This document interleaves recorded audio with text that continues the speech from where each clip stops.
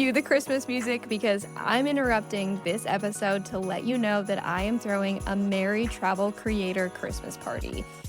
It is completely virtual, it is completely free, and there is no sales pitching involved. This is a time to network, collaborate, and most importantly, connect and celebrate all of the travel content we've created throughout the year. I love creating community and getting in other rooms with content creators. This is going to be a room full of good people, good conversation, and a chance to meet other creators who actually understand what you're building and what you've been going through. I'll drop the link below, but I cannot wait to see you on December 11th. Hey travel creators, welcome back to another episode, and today I want to talk about something that could quite literally change your entire creator business. If you read the title and Marie did her SEO shit, then you are here to talk about pitching tourism boards. And you're probably thinking, Laura, you work for travel creators. Why do you have any business teaching us how to pitch? And I have to say, I spend so much time pitching, sending emails myself because I am also a UGC creator, and cold outreach is also how I get many of my one-on-one clients.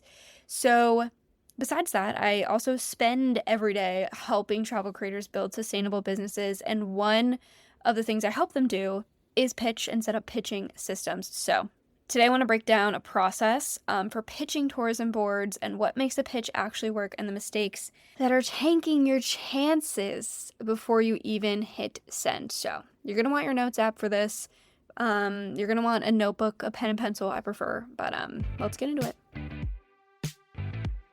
So tourism boards love to work with creators. Some of them have in-house teams that create content, but some of them hire influencers, some of them hire UGC creators, so there's a lot of opportunity. There's also a lot of tourism boards. Oh my God, even my tiny little town here in rural Ohio, where I grew up, has a tourism board, okay?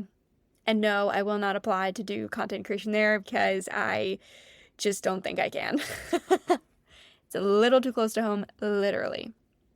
What I love is that I feel as though UGC, you can get a little bit more bang for your buck from the brand's perspective. Like UGC creators, I think, are a little bit more intriguing to brands. This is me. I don't have any data to back this up. This is me just observing from what I have witnessed and seen. This is just an observation I'm making, so don't take this as the truth. But I think that UGC creators are a little bit more attractive to brands, especially as UGC is a growing field, because they are not as expensive as influencers, yet they can create just as good, if not better, content. So you don't have to be an influencer to create this kind of content.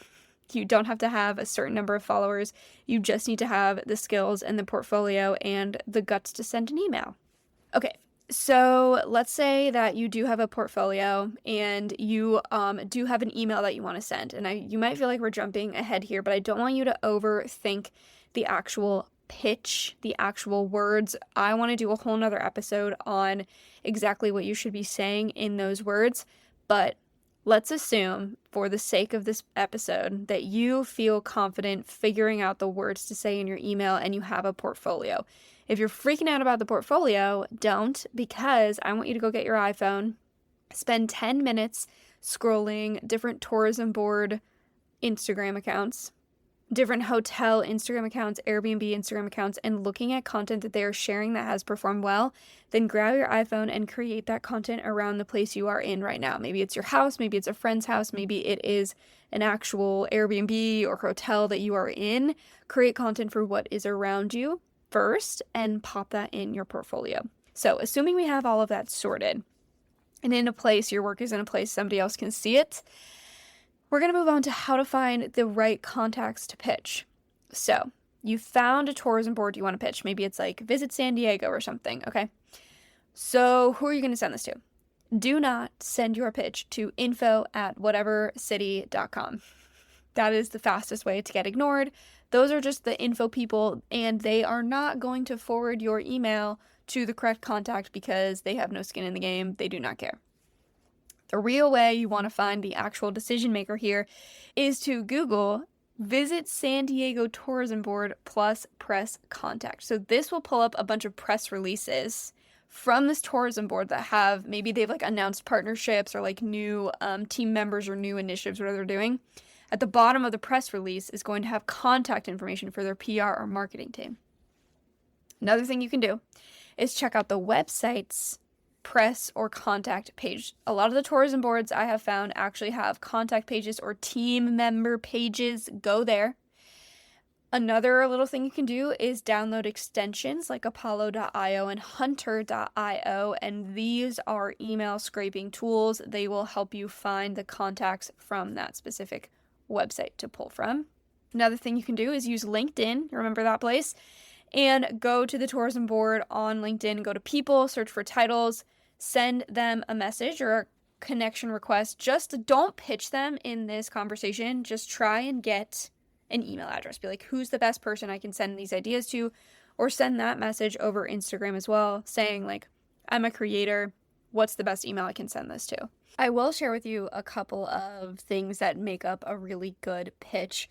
So, a good pitch shows that you have done your homework, meaning you have researched some of this tourism board. You know what's on their website homepage. You like know the vibe of their content and what they're posting a lot of. Your good pitch will also identify a specific problem. So you want to point out something specific that could be done better for this tourism board. For example, I noticed you only post one reel per month, but your competitors are posting 3 to 4 times a week and getting significantly better reach. Or you're promoting sustainable travel on your website, but I don't see that message on Instagram. There's a missed opportunity there. And then the third thing that makes you have a great pitch is positioning yourself as the obvious choice. So don't just tell them like, oh, I can help you, or I would love to help you.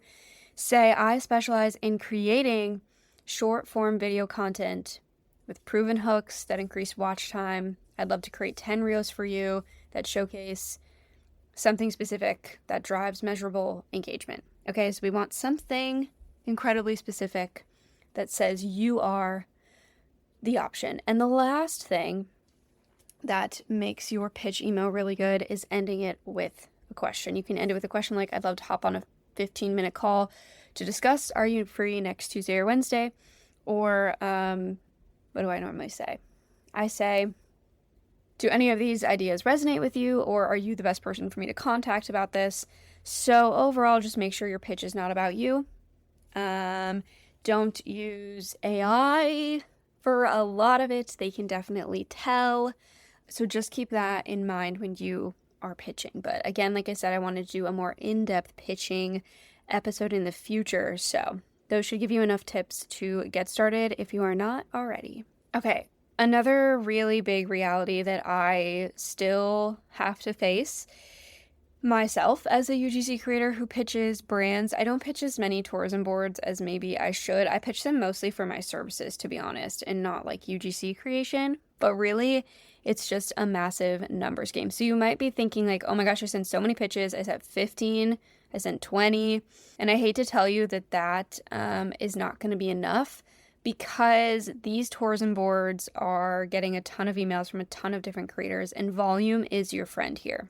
I mean, I know people who pitch like 50 tourism boards and they get one deal out of it. So I want you to kind of keep that perspective in mind of like, once you start sending 50 to 100 emails, you kind of have more data on your pitching rate, open rate. I have mentioned before on this show, as well as on Instagram, the tool Bento that I love to use. And I love Bento because it can send for me 400 to 600 emails a month on my behalf, and I pay $50 a month. So the ROI is like 410%. It's insane. I posted an Instagram reel about this. Lots of people loved it. And if you need my Bento code, go ahead and head on down to the show notes where you can snag 10% off no matter what you choose to purchase on Bento. Promise it's going to be worth it. I literally make 410% ROI on my investment. Another super important thing about pitching tourism boards is the follow-up and the follow-through. I cannot tell you in my UGC pitching how many times I don't hear back on the first email that I send, but I hear back on the third or fourth follow-up I send. I feel like a lot of email pitching advice, they tell you to follow up like 2 times. I am following up. I am knocking down your door. I am following up 4, 5, 6, 7 times until you answer me. and then I will politely back off. I need you to get comfortable with setting and sending all of these follow-ups and all of these reminders. That's something that we're working on in my community. Actually, I'm putting together a resource for all of the travel creators in there who are pitching or starting to pitch tourism boards so they can keep track of their pitching, as well as in one button click and send 100 different personalized pitches to tourism boards. So that's so much fun to talk about, and I love setting up those kinds of systems. Just a reminder that you became a travel creator to travel, not to spend 12 hours in a cafe in Croatia, hunched over your laptop in total shrimp mode, wondering if your latest post is actually going to hit. Knowing how to create good content and knowing how to run a content creation business are two completely different skills, and absolutely nobody is talking about it. Well, except me. The Travel Creator Business Plan is the only business building community in the world for travel creators who want to move into business mode and not chase the next shot mode. Every month, you get one brand new business system delivered straight to the community. You also get monthly co-working sessions and Q&A sessions, as well as a private community of other travel creators who are building real businesses.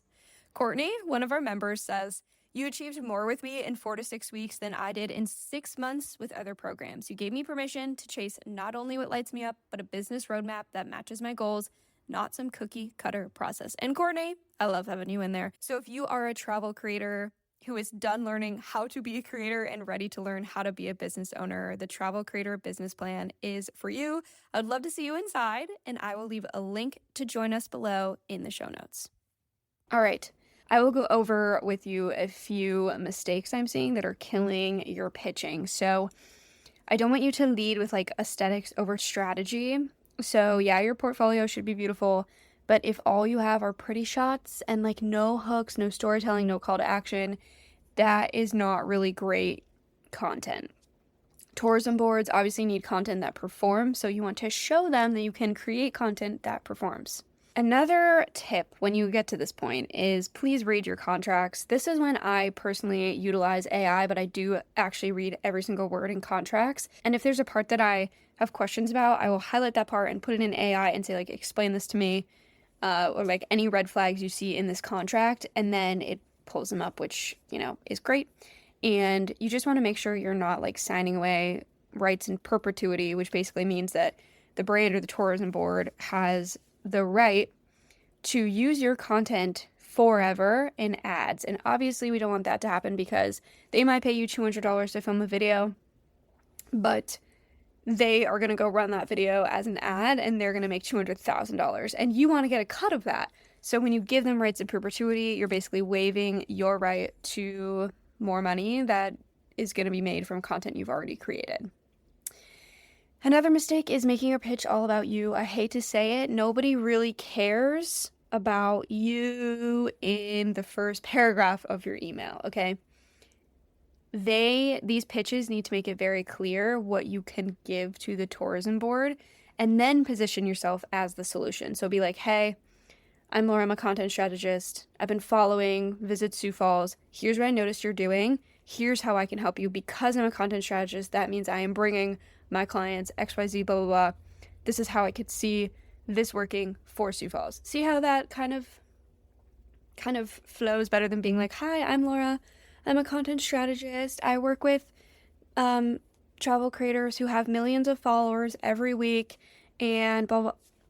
Why do they care? Why do they care? I mean, maybe if like you have some credibility, for sure, put it in there. Like if you're like, oh, I work with some of the top travel creators, or oh, I have XYZ ROAS, return on ad spend, or I got this client XYZ views. And even if it's not clients, it's your own content. Like I got X number of saves or X number of shares, whatever. Put whatever credibility you have in there, but don't just like list out everything that's amazing about you. We can let them find that out in another email. That is really the quick and dirty sort of rundown there for you on pitching tourism boards. There's a lot that goes into this, but I really think that it can be simplified. And so I hope this gives you a good start on pitching tourism boards. Now is a great time to start for the summer, pitching them for spring and summer at the beginning of the year. So highly recommend jumping into that. And if you want help building a sustainable creator business with systems that actually work, such as this pitching system, you can find resources like that in my community. Until then, I wish you a happy creating and merry whatever you celebrate. And I will see you next week. Probably, if I feel like coming back. If I feel like coming back.